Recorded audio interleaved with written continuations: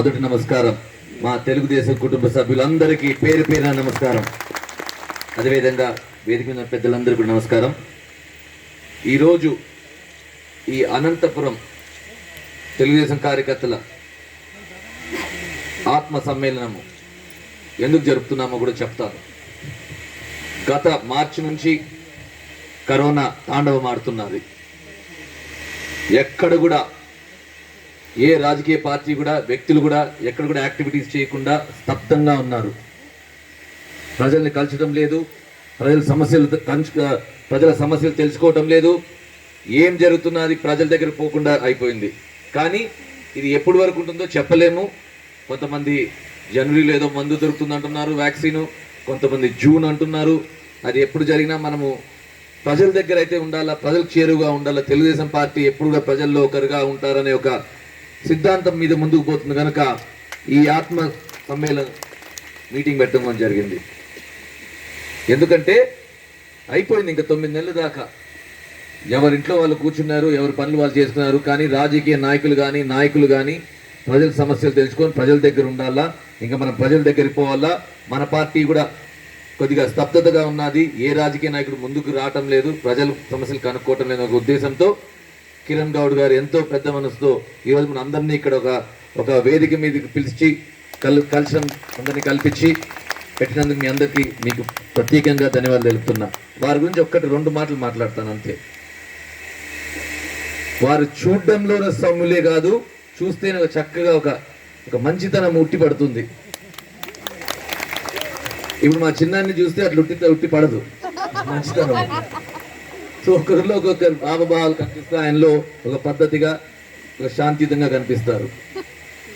ఏదో యూజువల్గా రాజకీయ పార్టీలలోనో లేకపోతే ఇలాంటి ఒక సమ్మేళనం పెడితేనో ఏదో సొంత స్వలాభము కోసం పెడతారు. కానీ ఆయన చెప్పినట్టు 3 పిల్లలు ఉన్నారు. ఆయన ఏ పదవి ఎప్పుడు కూడా కంటెస్ట్ చేయలేడు. ఆయనకి ఎమ్మెల్యేనో లేకపోతే కార్పొరేటరో లేకపోతే ఎంపీనో లేకపోతే ఇంకో ఇతర ఎప్పుడు ఆయనకు పదవి రాదు. నాకు ఆయనతో ఉన్నారు ఎలక్టెడ్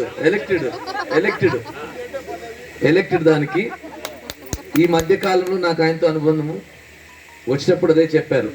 అన్నా, నేను ఎక్కడ కూడా ఎలక్షన్లో నిలబడలేను, నాకు ఏది పదవి ఎలక్టెడ్గా రాదు. కానీ మీతో కలిసి మనందరం పని చేస్తాము. మంచి వాళ్ళందరూ ఒక గొడుగు కింద ఉండాలని గట్టిగా నమ్మే వ్యక్తిని కనుక ఆయనలో నాకు ఎందుకో ఒక మంచితనం కనిపించింది. ముందు పని చేస్తామని చెప్పడం జరిగింది. ఏ కోరికలు లేకుండా, ఏవి ఆశించకుండా ఇవన్నీ చేస్తున్న ఒక వ్యక్తి. వారు చదువుకున్నారు. మీరు చూస్తే ఎంఏ ఎంఫిల్ అన్నీ కూడా ఉన్నాయి. అదేవిధంగా ఈడికి సంఘంలో ఎన్నో పదవులు వారు చూశారు. బీసీ సంఘాలన్నింటిలో కూడా యాక్టివ్ మెంబర్. మీరు ఇదే విధంగా ముందుకు వెళ్ళాలి. మా సహకారం మీకు ఎప్పుడు కూడా ఉంటుందని తెలుపుతున్నాను. మనం రాజకీయ పార్టీ 2 నిమిషాలు రాజకీయాల గురించి కూడా మాట్లాడుకోవాలి. ఇప్పుడు మన రాష్ట్రంలో ఒక వైఎస్ఆర్ పార్టీ ఏదైతే ప్రభుత్వం ఉందో వాళ్ళు ప్రజా చైతన్య పాదయాత్ర అని ఒకటి పెట్టారు. దేన్ని పురస్కరించుకు పెడుతున్నారో నాకు అర్థం కావటం లేదు. ఏమి సాధించారని పెడుతున్నారో అది అంతకన్నా అర్థం కావట్లేదు. ఎందుకంటే ఏమన్నా పోలవరం అయిపోజేసామని సాధించామని ఏమన్నా సంబరాలు జరుపుకుంటున్నారా? అది ఎట్లా ఉండే గొంగలు అక్కడే ఉంది. అది ఏమాత్రం ముందుకు పోవటం లేదు. ఏమన్నా కరోనానేమన్నా కట్టడి చేసి ప్రాణాలు కాపాడారు, వేలల్లో 100ల్లో కేసులు ఉన్నాయంటే అది కాదు. కొన్ని వేల ప్రాణాలు పోయాయి, కొన్ని లక్షల మందికి వచ్చింది కరోనా. ఎవరు పట్టించుకుండే నాదుడు లేడు, దాని నుంచి మాట్లాడే నాదుడు అంతకన్నా లేడు. లేకపోతే ఈ రాష్ట్రంలో గుడులన్నీ మేము చాలా జాగ్రత్తగా భద్రంగా ఎక్కడ కూడా దాడులు లేకుండా మేము చేశాము కనుక అందుకు మేము ఈ యాత్రను పెట్టాము, ఈ సంబరాలు జరుపుకుంటున్నారంటే అది కాదు. రాష్ట్రం అంతా ఎక్కడ చూసినా గుళ్ళ మీద దాడులు. సరే లేదులేబ్బా, ఏదో అటువంటి పెద్దవి ఎట్లా చేయలేరు వీళ్ళు, మాటలు తప్ప ఇంక జగన్మోహన్ రెడ్డి ప్రభుత్వం ఏది చేయలేదు అనుకుంటే ఏదో మైనార్టీ సోదరుల మీద కొద్దిగా ప్రేమ గీమ చూపించి బాగా చూసుకుంటున్నారంటే అది లేదు. మీరు చూస్తున్నారు సలాం కేసు నంద్యాలలో ఎంత పెద్ద ఎత్తున ఒక కుటుంబాన్ని పొట్టబెట్టుకున్నారు. ప్రభుత్వమే, పోలీసు అంటే ప్రభుత్వం అంటే పోలీసు, దాంట్లో తేడా ఏమి లేదు. ఏ విధంగా మైనార్టీని పొట్టన పెట్టుకుంటున్నారు. మైనార్టీలోనే ఏమున్నది, మైనార్టీలనే కాదు పైన నాయకుల నుంచి కింద ఉండే సామాన్యుల వరకు ఈ పోలీసు వేదన, ఈ పోలీస్ చేస్తున్న టార్చరు ఇంత అంతా కాదు.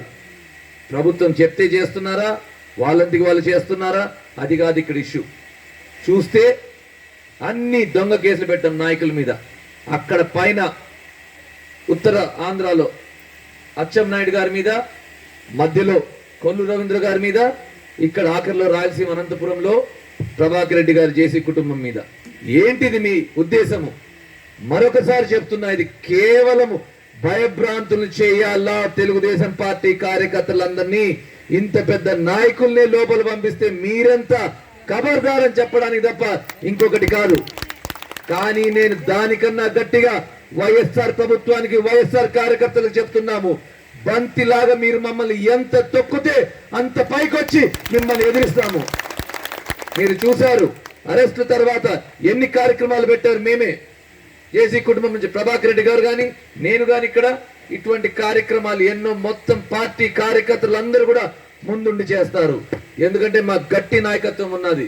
ఇక్కడ జిల్లాలో కాళ శ్రీనివాస్ గారి నాయకత్వంలో వారందరికీ కావాల్సిన వాడు. ఏ వర్గమో ఏ ఇదో కాదు, అందరినీ ఒక తాటి మీద తీసుకెళ్తాడు నమ్మకం మాకుంది. ఆయన నాయకత్వంలో ఈ జిల్లాలో వైఎస్ఆర్ పార్టీ చేసిన ఆగడాల్ని మేము ఖచ్చితంగా అడ్డుకుంటామని మాత్రం ఇక్కడ నుంచి మీకు తెలియజేస్తున్నాను.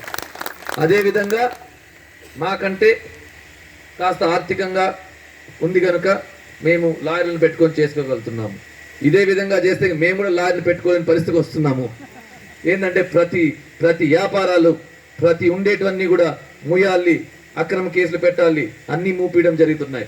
బస్సుల మీద కోర్టు హైకోర్టు మీరు వాళ్ళకి కాంపెన్సేషన్ ఇవ్వాలి అంటే అది కూడా చేయని పరిస్థితి. అట్లాంటివి ఎన్నో జరుగుతున్నాయి. కానీ ఒక సామాన్య కార్యకర్త చేస్తే కేసులు ఏ విధంగా అడ్డుకోగలుగుతాడు? నేను ఆ రోజు కూడా మన కాళ శ్రీనివాస్ గారి ప్రమాణ స్వీకారం రోజు చేయడం జరిగింది. ఏమని, ఎవరన్నా కేసులు పెడితే ఆ ఆఫీసర్ల మీద ప్రైవేట్ కేసులు పెట్టడానికి నేను ముందుంటాను అని ఆ రోజు చెప్పడం జరిగింది. దాంతోపాటు ఈరోజు నా చిన్నాన్న కూడా ఉన్నారు కనుక, ఎవరన్నా అక్రమ కేసులు పెడితే నిజంగానే ఏదన్నా ఉంటే నేనేం చేయలేను. దాని గురించి నిజంగానే ఎవరో ఇసుకనో లేకపోతే సారాయో లేకపోతే ఇంకోటి ఏదో దొమ్మియో గిమ్మియో చేస్తే నేను దానికి అండగా ఉండను. కానీ ఫాల్స్ కేసులు ఏ కార్యకర్త, తెలుగుదేశం కార్యకర్త మీద పెట్టినా నేను దగ్గరుండి మా లాయర్తో ముందుండి నడిపిస్తానని సభాముఖంగా మీ అందరికీ కూడా తెలుపుకుంటున్నాను. ఈ కరోనా నేను అనుకుంటున్నాను ఒక జనవరికి వైరస్ ఏమైనా తగ్గిపోతేనే లోకల్ బాడీ ఎలక్షన్స్ ఉండొచ్చు. ఆ లోకల్ బాడీ ఎలక్షన్స్లో అనంతపురం ఎవరైతే నాయకులు ఉన్నారో వాళ్ళందరికీ నేను ఒకటే విజ్ఞప్తి, మనము ఈ వైఎస్ఆర్ ప్రభుత్వాన్ని ఒక హెచ్చరిక ఇవ్వాలి అంటే ఆ లోకల్ బాడీ ఎలక్షన్స్లో మనం ఖచ్చితంగా విజయం చెవి చూడాల్సిందే. దానికి మీరు కష్టపడండి. ఇది తెలుగుదేశం పార్టీ కార్యకర్తల పార్టీ, నాయకుల పార్టీ కాదు. మీరు ఎవరైతే కష్టపడతారో ఖచ్చితంగా పార్టీ వాళ్ళని గుర్తించి సర్వే చేపించి మీ పేరు వస్తే మీకు తప్ప వేరే వాళ్ళకి ఏ బడా నాయకుడు చెప్పిన టికెట్లు మాత్రం ఖచ్చితంగా పార్టీ హైకమాండ్ ఇస్తుంది. సర్వేలో ఎవరి పేరు వస్తే వాళ్ళకి వస్తుంది. కనుక ఈ రోజు నుంచి మీరు ఆ పోటీకి సన్నాహాలన్నీ మొదలుపెట్టి ముందుకు తీసుకెళ్ళండి. మీరు ఎవరో ఏదో చెప్తే వినాల్సిన అవసరం లేదు. మీరు చంద్రబాబు నాయుడు కోసం పనిచేస్తున్నారు, మీరు తెలుగుదేశం పార్టీ కోసం పనిచేస్తున్నారు. మీరు పనిచేసి ముందుకెళ్ళండి. పార్టీ మిమ్మల్ని ఖచ్చితంగా గుర్తు చేస్తుంది. దీంట్లో రెండో మాటే లేదు. ఎక్కువ ఇప్పటికే 2 అవుతున్నారు కనుక ఒక 2 నిమిషాలు. ఈ ప్రభుత్వము, జగన్మోహన్ రెడ్డి గారి ప్రభుత్వము కేవలం కక్ష సాధింపు తప్ప ఏది కూడా చేయటం లేదు. ఒక రియాక్షన్ ప్రభుత్వం అవుతున్నది. ఏంటంటే మీరు చూశారు, మొన్న మా యువ నాయకులు లోకేష్ గారు ఇక్కడికి వచ్చారు. ప్రభుత్వంలో లేదు, ఏ మంత్రి తిరగలేదు.